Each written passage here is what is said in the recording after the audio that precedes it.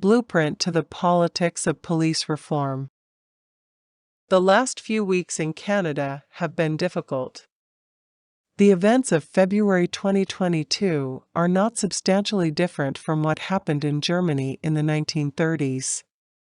Civil rights have been eliminated for a small group of people we are told not to tolerate. The existence of road truckers is an existential threat to liberalism.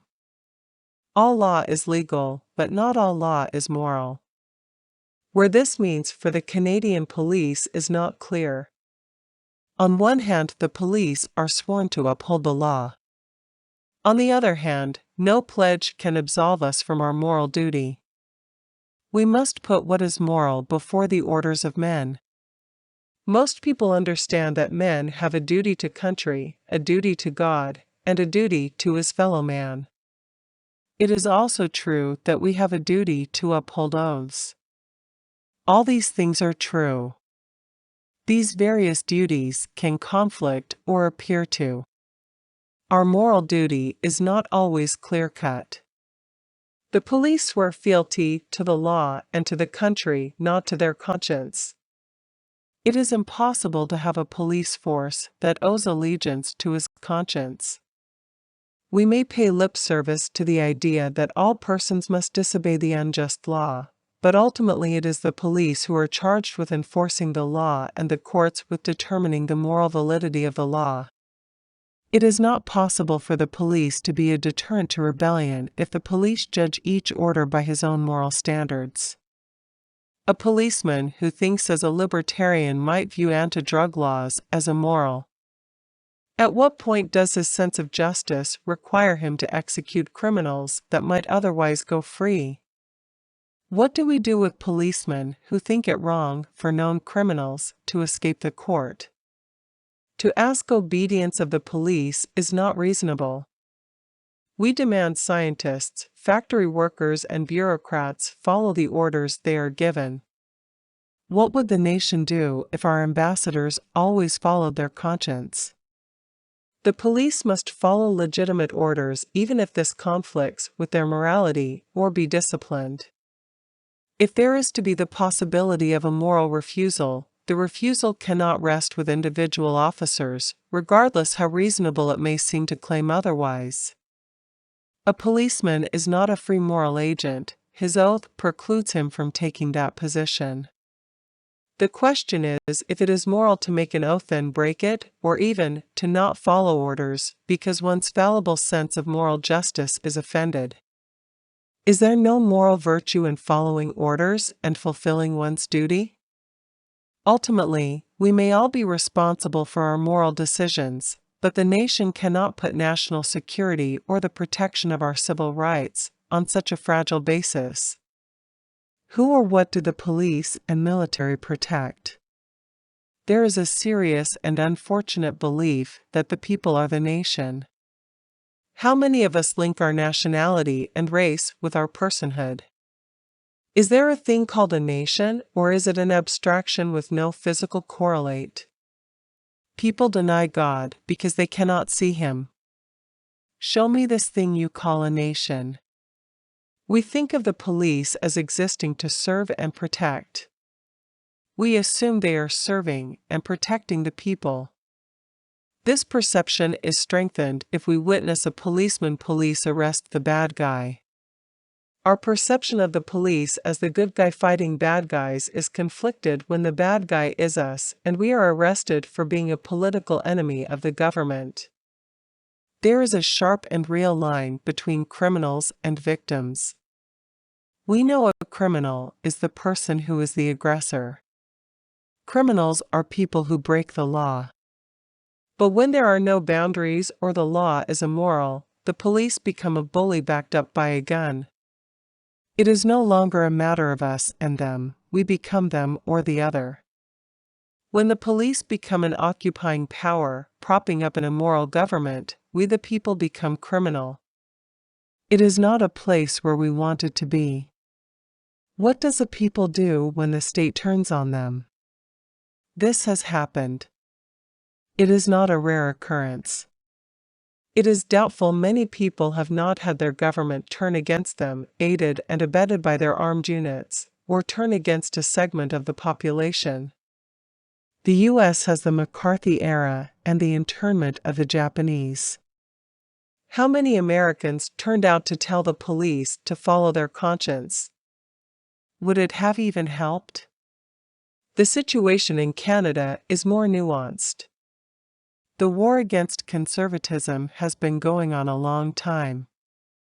Usually, the battles against conservatives were local, targeted, and described as civil issues. Neurosis is a minor inconvenience, without the dictatorial powers of government to magnify it. Even the power of government is of little significance, without an army of policemen to enforce the regulations of the state. The people believe the people are the nation. When one group is imprisoning and arresting another group of the same nation, because the two groups do not share the same political views, these two groups are not one people, they are not one nation. Which brings us to question as to who the police promised to serve and protect. If we believe the moral conscience of a policeman ought to take precedence over an immoral command, must a citizen comply with regulations enacted by an immoral government? If the police are expected not to comply when a command is issued that is immoral, why must the citizen comply with an order from the police when the actions of the police are deemed immoral? Is protesting the mandates of a state an act of treason when the state is deemed to have lost legitimacy? If the state makes rules that require interpretation, there will always be differences of opinion as to their validity. Debate and difference of opinion regarding the law is acceptable when brought before a court of law. This is so, even when capital crime is involved. But what is the case when a public protest is involved? The nature of a protest is that it disputes the validity of something the state wants done. How much compliance is immoral and how much non-compliance is illegal, even treasonous? The police have always been a paramilitary force. It took its present form when nations were formed. The state realized the domestic population did not pose a threat to state power, so long as a patina of legitimacy was maintained. It was a poor use of resources to dedicate military units to maintain internal order when the threat level was as low as it was. Threats to the monarchy were not limited to attempts to overthrow a legitimate government, however. The realm was also threatened by those who broke rules and regulations with impunity. The people of the realm were the property of the monarch. Attacks against subjects were attacks against the property of the state. Even property crimes were ultimately attacks against the property of the state and were dealt with from the perspective of an aggrieved property owner. Police units were developed to maintain order. Subjects were permitted rights to property and other privileges, but it was on condition that good order was maintained. To serve and protect, a phrase on many police units, is not usually interpreted as meaning the police serve and protect the interests of the Crown.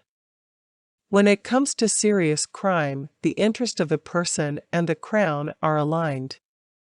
Unfortunately, unless the real property of the Crown is threatened, the state has no interest in expanding the cost of policing beyond the level needed to ensure order is maintained. We cannot ignore the problem of cost when discussing policing. The cost of policing vandals and other civil disturbances must be considered from the standpoint of enforcement priorities. Conventional policing is impotent when faced with juveniles committing nuisance crimes, or when dealing with property crimes under a particular price point threshold. The resources required to apprehend and process a child who will be returned to the parents is disproportionate to the impact the apprehension has on the incidence of crime. The interests of the Crown and community diverge when the crime has as much to do with civil liberties as it has with property damage. Bothersome parties, unacceptable speech, and obnoxious behavior irk many people but are a poor use of manpower. The laws governing noise and speech are civil liberty issues. A property violation that produces a loss of value can be clearly documented and processed. A home has a well-defined boundary and barriers to entry. Those breaching the boundary and damaging the property are clearly exhibiting criminal intent. But what of a noisy party?